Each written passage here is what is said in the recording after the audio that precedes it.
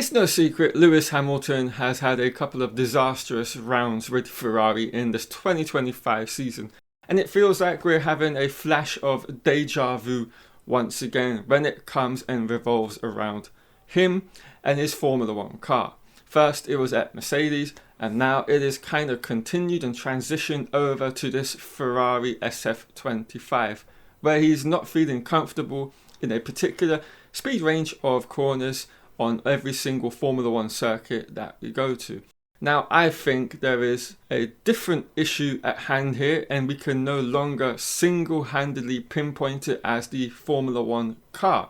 I think it is more a general consensus, and I think everyone can agree with me on this, that is more a Lewis Hamilton issue now, because across 2 different seasons with 2 different teammates, across 2 different Formula One teams with completely different characteristics when it comes to the cars that they produced in last year's W15 and this year's SF25, he's not been able to get up to speed and up to grips with how you need to drive that car. And that to me points at this being a driver issue here, the way in which you have to drive the car, set up the car to get the most out of it. And even Lewis Hamilton himself has had some very un-Hamilton-like remarks with regards to that, where he said, I need a brain transplant, I'm just not quick enough, it's not the car, it's me. So that further backs up my belief that it is a Lewis Hamilton issue, unfortunately. But where does this all stem from? And why does it seem to have only brought up this particular issue in this ground effect era? Because he's never really, at least to the outside world, had such a major issue in his F1 career up until the introduction of this ground effect era in 2022.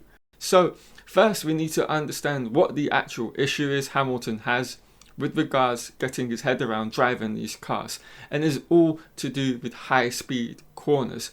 That is his Achilles heel when it comes to F1 in this ground effect era, and is all to do with the rear end of the Formula One cars he's driving and not giving him the confidence that he needs and the feel he needs out of it as a result.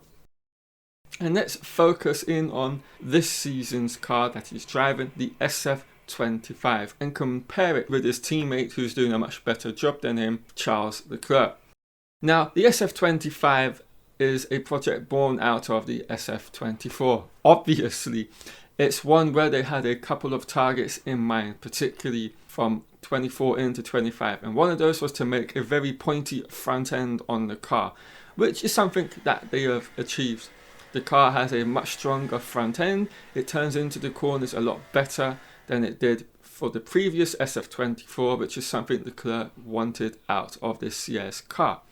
Now, this has culminated in having a very loose rear end, which is very much on edge constantly, and that is where the issue stems from when it comes to Lewis Hamilton. He himself does like a pointy front end, but unfortunately for him, alongside that pointy front end, he does want a somewhat stable rear end. Now, this SF-25 is unfortunately not that.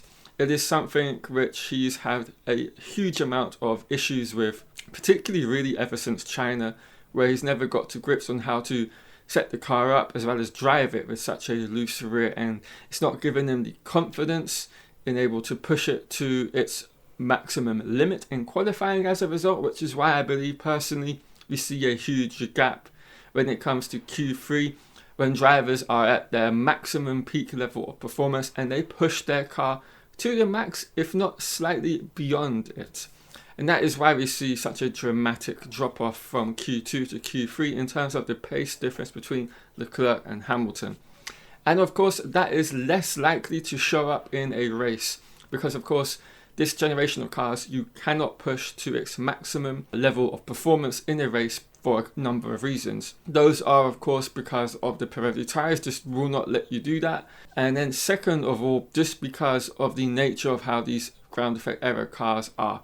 If you push it too far to the edge, you have a very good opportunity of losing the rear end and spinning out. That is something we saw quite a lot in the first season, particularly in the opening practice rounds of those Grand Prix we had.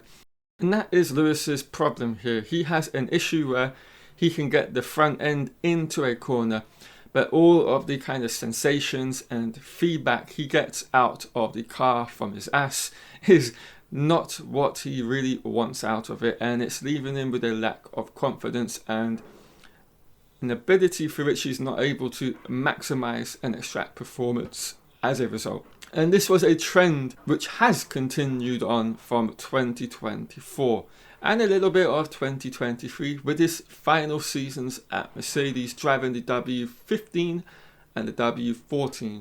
Now, it was something we saw quite ironically at Jeddah once again, where last season he also had a high-speed issue across that circuit, like he has had again a little bit this year with the SF-25, where he lacks hugely in that particular area. Again, lacking confidence, lacking having a car with a rear end that is stable and giving him the sensations and the confidence he needs out of it to push it that much more towards the edge and the maximum performance you can get out of it. Whereas that Leclerc and Russell, you could say, could be driving at 95% or 100% in qualifying.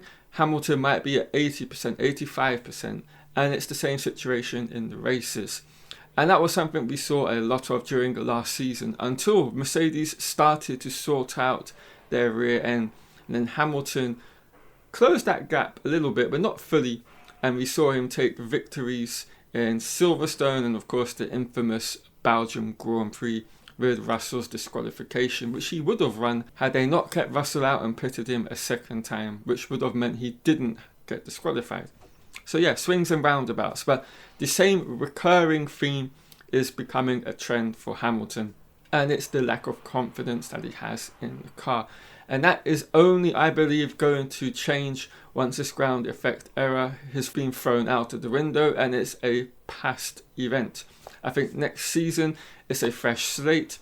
He will not have any of the issues potentially he's had across these last 2 to 3 years in Formula One, and he can just start to perfect a new driving style, as will all the Formula One drivers have to do with this new generation of F1 cars, where they're a lot smaller to drive. It's going to need a different driving style without a shadow of a doubt, because of how everything is just being created and set up in terms of the energy deployment, and I'm sure just the way in which we're going to have to see these drivers drive these cars.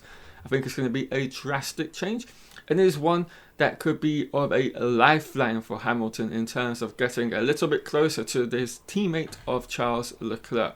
And that is going to be very interesting to see if it actually is the case, because I think this year, unless Ferrari do a miraculous job in recovering that weak rear end, at least in Hamilton's hands, we're going to see a big gap between Hamilton and his teammate for the rest of this season.